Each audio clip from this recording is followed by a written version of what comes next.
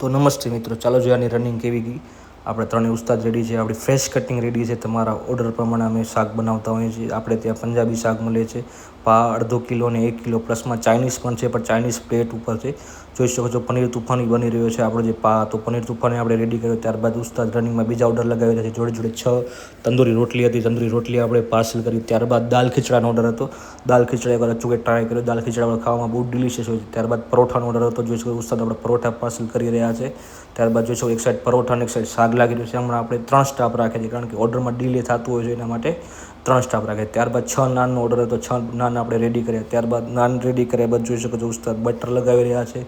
Butter લગાવ્યા બાદ આપણો મિક્સ વેજનો શાક હતો. મિક્સ વેજ આપણે બનાવ્યો. ત્યારબાદ નાન રેડી છે, તેના પર બટર લગાવીને નાનને કટિંગ કરીને આપણે પાર્સલ કર્યા. જોઈ શકો છો પાર્સલ કર્યા બાદ એક હાફ પ્લેટ મંચુરિયન હતી.